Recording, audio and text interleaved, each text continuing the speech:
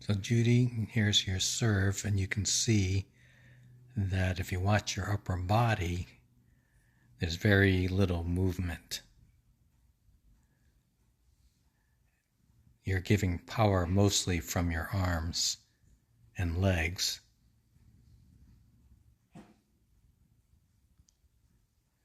Which is okay if your purpose is just to get the serve in. If you want to get more power with your serve, then you need to stand a little more sideways so you can twist your upper body and untwist it as you're serving to give you more power. Now here on the return, watch your paddle head and see that it's pointing at an upward direction right here. So your only shot can be a flat swing.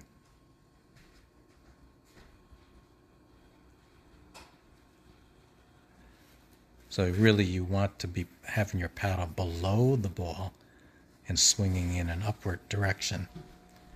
As it turns out, you hit a pretty good shot with the flat swing and managed to hit a winner. So it's not all bad.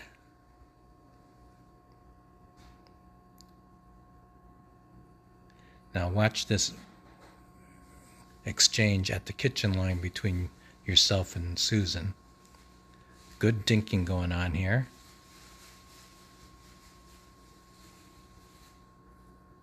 Now you have the ball was popped up by Kathy, and you can see it's about head height. And you're going to try and attack this ball, which is the right thing to do. However, notice where your paddle is at the start of this. It's below the level of the net. So your ready position, you should have the paddle about chest high. Because it was below the net, now you've got to bring the paddle all the way up, and you were a little bit late, so the face was open and you popped the ball up to Susan, and she properly hit down on the ball for a winner. So let's come back here.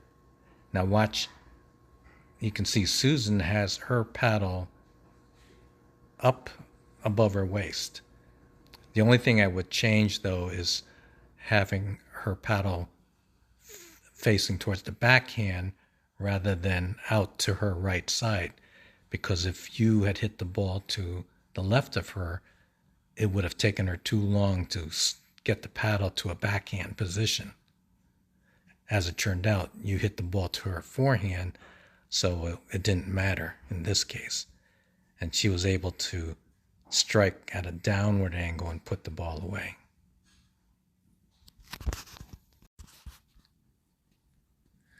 In this sequence, I want to show you how positioning determined the outcome of this point. So here Judy serves the ball nice, pretty deep, off to the side, causing Susan to have to take several steps over to cover. But if you notice, Kathy never moved at the kitchen line. So look at the gap that was created between Susan and Kathy. Susan returns the ball, and Yvette probably should have taken charge here because it was on her forehand side. So if she had moved over, she could have had an easy put away, possibly. But because she didn't move to the ball, it caused Judy to take the shot on her backhand.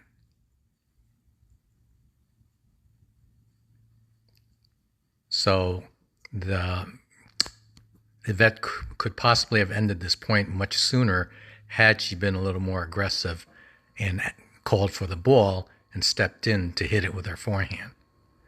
But because she stayed away and Judy had to hit a backhand, she did well enough, though, to hit it more like a dink shot, causing Susan to have to play back a dink shot.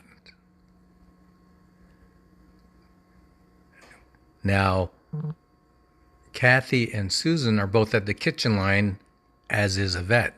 However, Judy is a couple steps behind, so she's in a more defensive position here. So she steps up, hits a ding shot, and should follow it up to the kitchen line, which she does. That's perfect. Now everybody's at the kitchen line. Kathy's should hit a drop shot, but she popped it up, which gave Yvette a chance for a put away.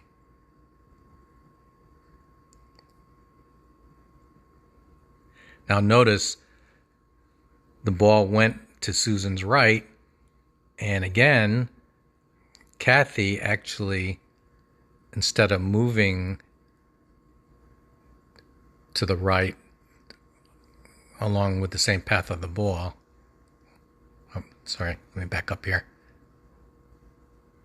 See, once Susan started drifting to the right to cover the ball, Kathy should have moved as well to maintain the same distance between the two of them. But because she stayed where she was, now there was a gap. When Susan returned the ball, Judy, seeing the gap, went right for it. And now, because the two of them were so far apart, they actually collided with their paddles, and they lost the point. Now, if you think about what would have happened had Kathy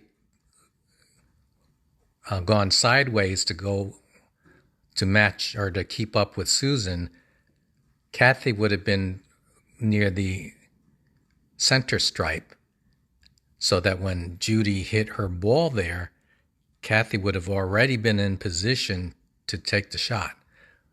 But because she had to move 2 steps to cover it, Susan moved 2 steps to cover it, and it ended up being a miss.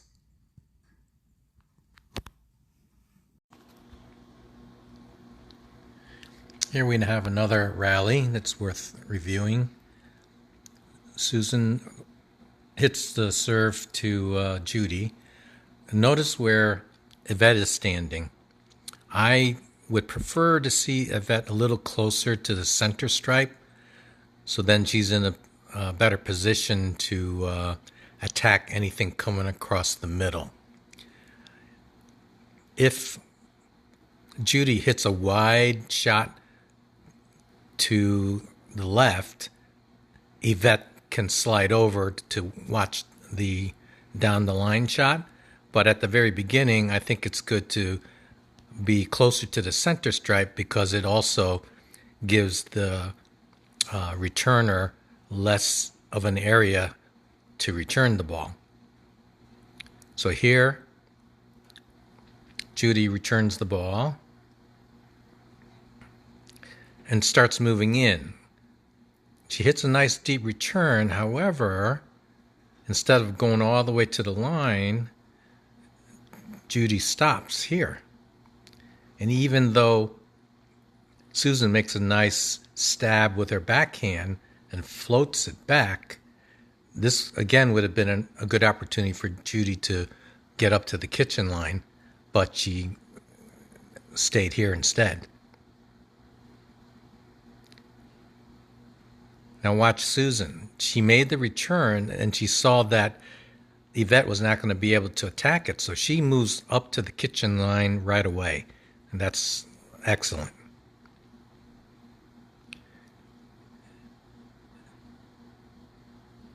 Yvette hits a low shot, causing them to volley up. But see, notice where Judy is. Because she's 4 or 5 feet back of the kitchen line, she's not able to attack the ball. Had she been at the kitchen line, she would have been in a better position. So here she's got to move up and hit the ball while it's coming down. And then afterwards, look at how close Judy and Yvette are. So actually, even though Yvette was allowing Judy to hit the ball, Yvette probably should have moved over more to the left to maintain the spacing between the two of them. But because she stayed where she was, now both of them are very close together. And the ball comes right in between both. And it really should have been Yvette's ball, but I think because Yvette knew that Judy was standing next to her, she let it go by. Judy, instead of hitting a backhand, actually moves the paddle around from her forehand side to hit the ball. See that? Instead of a backhand, she hit kind of a awkward forehand, which popped the ball up. Now Judy started sliding over, which is good, to get back the same distance between she and Yvette. Kathy's coming over to cover the ball, but it didn't go over the net, so that was the end of the point. Okay? So you see what happens here. If you don't maintain the proper positioning, it just causes all kinds of confusion.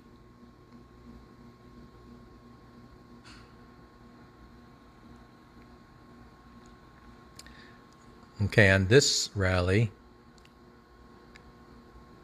better late than never, Judy realizes she should have been at the kitchen line. She's in a really good offensive position, though. She's closer to the center line, so she's able to cut off anything that's in the middle.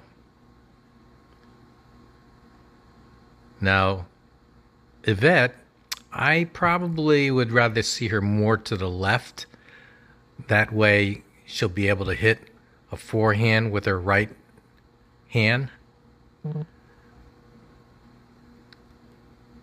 When you're playing on the forehand side, you want to be able to use your forehand as much as possible.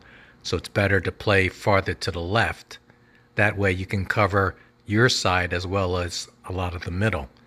But because she stayed a little bit to the right, the ball went to her left side, which for most people would have been a backhand. But for Yvette, she switches her hand, takes the paddle in her left hand, and makes a forehand from her left side, which she does very well. And then she starts moving up to the net. Kathy's watching the middle. Susan sees her in the middle, so she's going to go down the line. But Judy recovers. The only thing here, though, is she steps across to make the shot, which makes it awkward for her to get back into position in the middle. So here's where she should have taken more of a side step, stepped out with her right foot to cover the shot instead of crossing over with her left foot. Yvette came up to the line.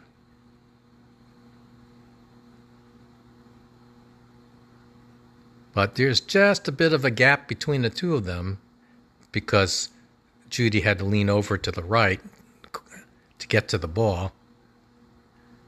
And Susan, being smart, hits it down between the both of them. Yvette makes a nice block. She just gets it a little bit high.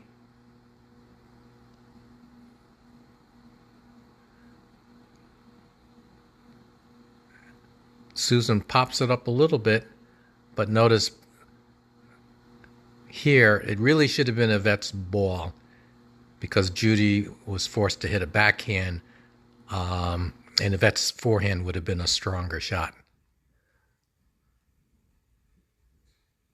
So when you're playing on the backhand side, you have to realize that you need to let your partner take those shots as much as possible. And it would help also if you call out mine, yours, so there's no confusion as to who's going to take the ball.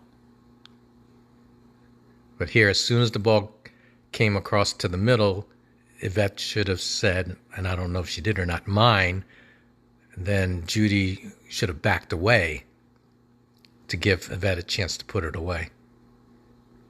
But as it turns out, it got popped up to Kathy, who had a good overhead opportunity.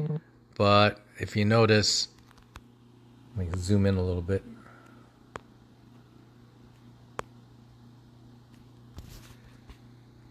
Kathy's watching the ball, which is good.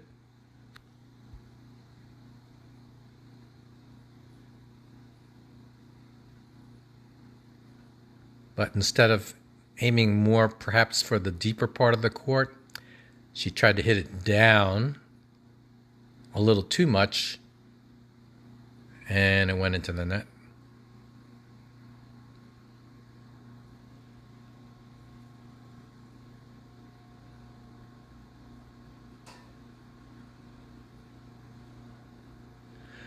And some of it also is because notice where the ball struck her paddle. It was the bottom half of the paddle instead of the top half. If she had hit it on the top half, I think the ball would have been over the net and still been in play.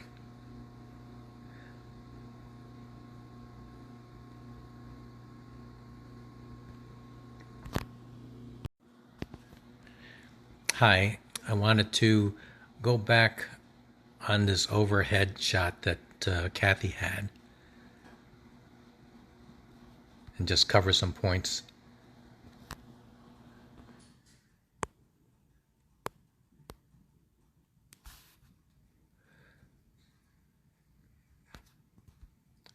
So when I look at this a second time, I noticed that the ball probably wasn't high enough to hit a proper overhead. If you look at Kathy's arm and elbow, you can see how it's bent.